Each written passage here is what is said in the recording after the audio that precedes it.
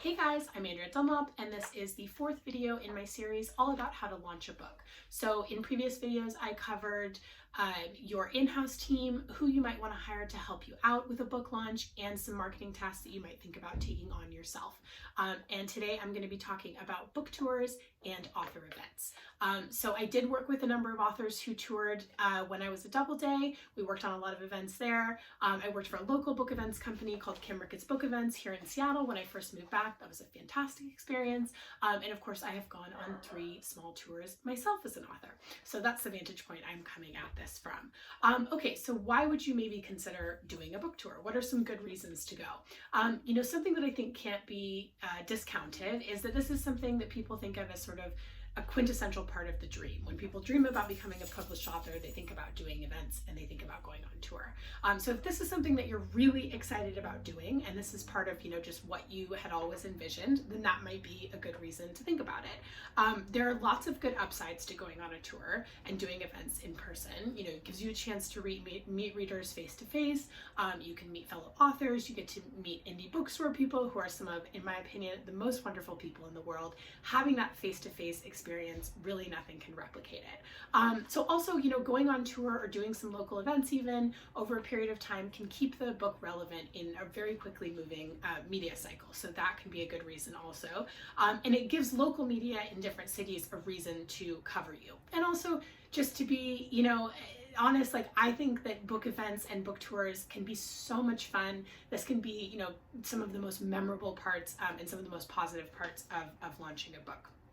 So must you go on a book tour? So unless you are in the infinitesimal number of authors whose publisher is footing the bill for a tour, and is kind of requiring you to go as part of your contract, then no, you probably do not have to go on a book tour. So if this is something that makes you cringe, good news, you probably don't have to do it. Social media, and all of these various channels to market a book has definitely made book tours less relevant. And they are an incredibly costly way of promoting a book. And just as, we talked about with sort of hiring a publicist, it's never going to be, a dollar for dollar trade-off that you're going to get back. So you should definitely, I do think, always do at least one hometown event where you can do something with a local bookstore and have your friends and family come out. I think that's really important, both for sort of marketing purposes and again for just sort of celebrating that milestone of having a book come out. So if you do decide to do a tour, a few things to think about. Definitely plan the places that you go thoughtfully. So not only, what are good cities that have, good indie bookstores, but where are places that you have friends and family that you can get a crowd out. I think it's always best to do an event, especially if you're doing one outside of your hometown, to do it in conversation with a fellow author. Try and see, who are the great local authors that live there. Number one, it gives you a chance to kind of make that connection with someone local. It also might help the event be more well attended if that author has a following there. And I also just think this is usually the best, most dynamic, most fun setup for an author event, rather than just having someone up there, reading at a lectern, which can be pretty nightmarish. So local media has, I did mention that's one of the reasons to go. That market has shrunk a lot, sadly, so that can be hard to come by. Definitely plan on promoting this yourself via your own channels. Definitely think about how you're going to get people to come out if you are going on the road. And I think, another thing to consider is whether or not, if you can bring wine, definitely bring it. I think there are very few events that are not made better by the presence of wine. So, a lot of bookstores will let you bring stuff in so you can do it in a pretty cost-effective way. And also, consider non-bookstore venues. I've done some really fun events at places that were not bookstores. A personal highlight for me was the event that I did last year, or 2 years ago, I guess now, with Caroline Kepnes at the LA Diane von Furstenberg store. That was great fun. So a couple other things to keep in mind. Having an event that only a couple of people or no people show up to is an absolute rite of passage as an author. I don't know any author that hasn't had that experience.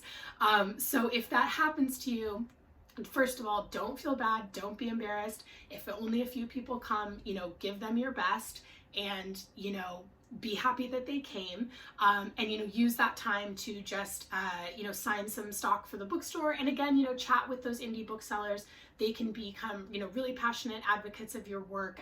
And again, getting that face-to-face opportunity to meet them is a great reason to show up there at all. And just keep in mind, it's really hard to go to things at 7 p.m. on like a Tuesday night. I can't tell you the number of times that I have, in my head said, oh, I'm going to go to this event, and then, the day comes and I just don't have it in me. So, so definitely don't feel bad if that happens to you. And, definitely also remember as a reader that you should go to those events when they happen in your hometown. And especially if there's an author that you really want to meet, this is a great time to get, FaceTime, especially considering that some of these events are, even for very famous authors, are not that well attended. So one more thing, just to and again, emphasize, because if there's anything, that you're doing for your marketing that's coming out of your own pocket, you want to be really thoughtful about this. Again, book tours, probably the least cost-effective way to promote books that exist, except in rare cases where people can get, hundreds of people to an event.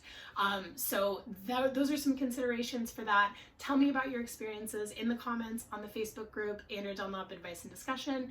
Tell me what you've had, what successes you've had with events. Tell me your horror stories if you want to share. We definitely have all had them.